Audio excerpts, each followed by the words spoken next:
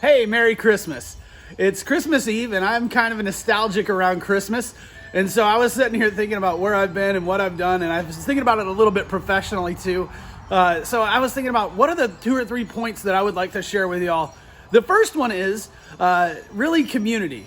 If we don't have community, if we don't have people around us, if we don't get feedback in some way, man, we kind of get stale. It gets boring, our jobs get boring, and our work and even personal lives can get pretty stale. So I want to encourage y'all this year, find ways to engage in community. 2020 was not easy to do that. We had everything kind of canceled and had to restart and flex and shift and pivot and all the buzzwords. But back to this year, I want to say, let's find ways to get in community. Let's find ways to be healthy. We literally get better together. That's why that's the tagline on these videos. That's why I say it, because I don't get better alone. I don't get better in isolation. And so I want to encourage you, find ways to engage with community this year. Number 2 is training. Man, there are lots of really good training opportunities coming out right now. And so we've got externships online. We've got core skills online.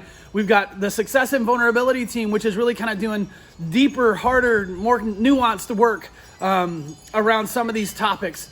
If you aren't a part of one of those, I want to encourage you to become part of one of those. If you're already part of one of those, I want to encourage you to engage with those communities. Ask questions, facilitate somewhere, help develop the training that we're doing. And so I want to encourage that. And then the last one, which is really kind of a self-reflective thing for me, but it's to take care of myself in a good way this year. Whether that means working out, or whether that means for me playing a guitar sometimes, or whether that means for me taking time to be quiet and meditate and be spiritual in the mornings, man, that's so good for my soul. And so I want to encourage you to do that too. You know, a fun little thing that some people are doing is they're tracking their year in review on Strava. I saw Catherine DeBruin doing it. I saw Ryan Reyna post his.